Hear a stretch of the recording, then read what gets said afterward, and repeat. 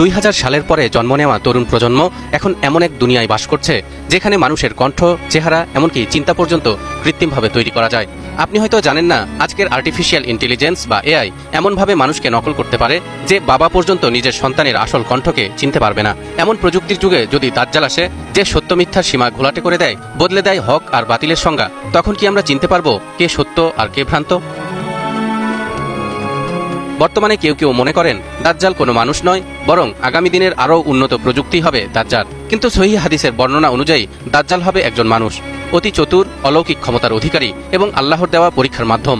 নবী করিম সাল্লাল্লাহু আলাইহি ওয়াসাল্লাম বর্ণনা করেছেন, দাজ্জালের এক চোখ হবে অন্ধ এবং সে এমন কিছু করবে যা মানুষকে তার ঈশ্বরত্বে বিশ্বাস করতে বাধ্য করবে।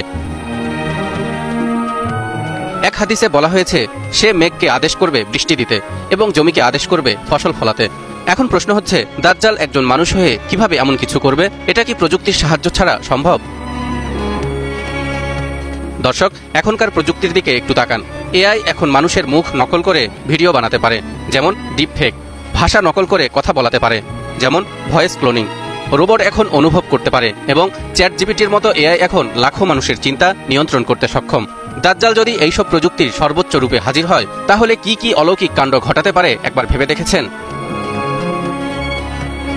ধরুন, দাজ্জাল এমন একটি এআই সাম্রাজ্য গড়ে তুলল যেখানে মানুষ তার ভিআর ওয়াচ বা ভার্চুয়াল রিয়েলিটির চশমা দিয়ে জান্নাত দেখে, অথচ বাস্তবে সেটা একটা ধ্বংসস্তূপ। এ কারণেই নবী সাল্লাল্লাহু আলাইহি ওয়াসাল্লাম বলেছেন, দাজ্জালের এক হাতে থাকবে জান্নাত, আরেক হাতে থাকবে জাহান্নাম, কিন্তু প্রকৃত অবস্থা হবে সম্পূর্ণ বিপরীত। দাজ্জালের জাহান্নামের আগুন প্রকৃতপক্ষে সুমিষ্ট পানি এবং জান্নাত হবে জাহান্নামের আগুন। বিজ্ঞানীরা বলছেন, ভার্চুয়াল রিয়েলিটি বা নিউরো সিমুলেশন ব্যবহার করে এমন এক প্যারাডাইস সিমুলেশন বানানো সম্ভব যেখানে মানুষ এক ধরনের সুখ, আনন্দ ও প্রশান্তি অনুভব করবে মস্তিষ্কে সরাসরি ইলেকট্রিক সিগন্যালের মাধ্যমে। বিপরীতে কেউ যদি তার বিরোধিতা করে, তার জন্য তৈরি হতে পারে এআই ড্রাইভেন পানিশমেন্ট সিমুলেশন বা ভার্চুয়াল টর্চার, অর্থাৎ আসল জগতে কিছুই ঘটছে না, কিন্তু এআই এমন একটি ইলিউশন বা বিভ্রম তৈরি করবে যাতে লোকজন দাজ্জালের জান্নাতে থাকতে চাইবে আর তার তৈরি জাহান্নামকে ভয় পাবে। নাওয়াজ বিন সামআন থেকে বর্ণিত, নবী সাল্লাল্লাহু আলাইহি ওয়াসাল্লামকে দাজ্জালের চলার গতি সম্পর্কে জিজ্ঞাসা করা হলে তিনি বলেন, দ্রুতগামী বাতাস বৃষ্টিকে যেভাবে চালিয়ে নেয়, দাজ্জালের চলার গতিও হবে সেরকম।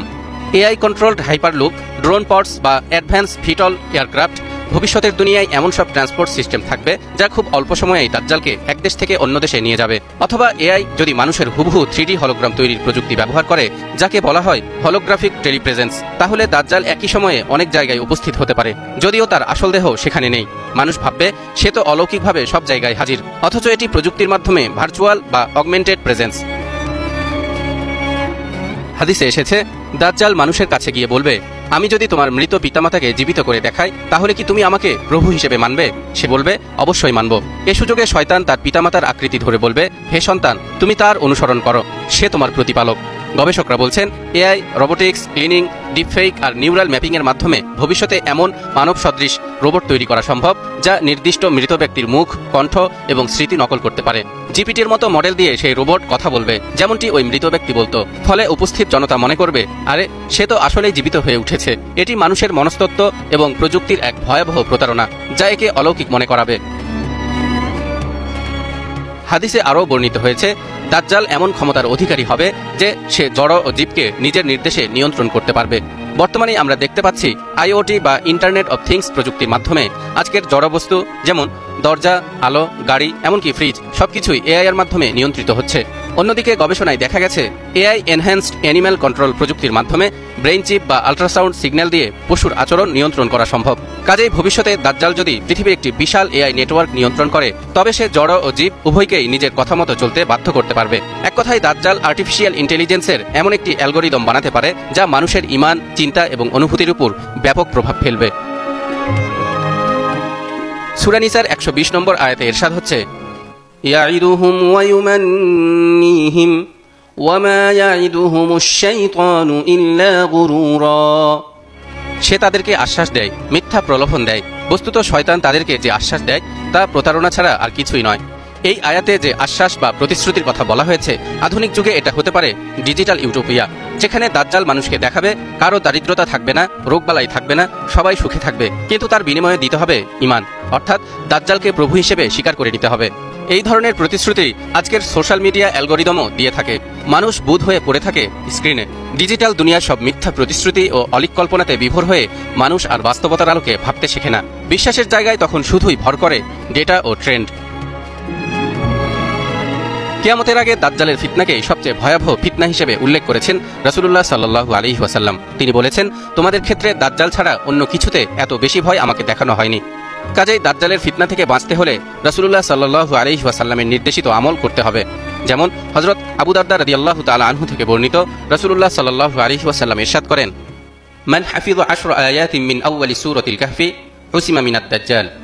যে ব্যক্তি সূরা কাহফের প্রথম 10 আয়াত মুখস্থ করবে সে দাজ্জালের ফিতনা থেকে রক্ষা পাবে। দাজ্জালের ফিতনা থেকে বাঁচতে হলে আবু হুরায়রা রাদিয়াল্লাহু তাআলা আনহু থেকে বর্ণিত একটি হাদিসে আরেকটি দোয়ার কথাও বলা হয়েছে। দোয়াটি হলো, আল্লাহুম্মা ইন্নী আউযু বিকা মিন আযাবিল কবরি ওয়া মিন আযাবিন নারি ওয়া মিন ফিতনাতিল মাহইয়া ওয়াল মামাতি ওয়া মিন ফিতনাতিল মাসীহিদ দাজ্জাল। হে আল্লাহ, আমি আপনার কাছে কবরের শাস্তি, জাহান্নামের শাস্তি, জীবন ও মৃত্যুর ফিতনা ও দাজ্জালের ফিতনা থেকে আশ্রয় চাই। প্রিয় দর্শক, প্রযুক্তি কোনো পাপ নয়, কিন্তু যখন সেটা দাজ্জালের মতো কোনো প্রতারকের হাতে পড়ে তখন সেটা হয়ে ওঠে ঈমান ধ্বংসের অস্ত্র। আমাদের দায়িত্ব প্রযুক্তিকে চিনে তার ফাঁদে না পড়ে সত্যের পথে দৃঢ় থাকা। মহান আল্লাহ আমাদেরকে দাজ্জালের সেই ভয়ানক ফিতনা থেকে হেফাজত করুন। আমিন।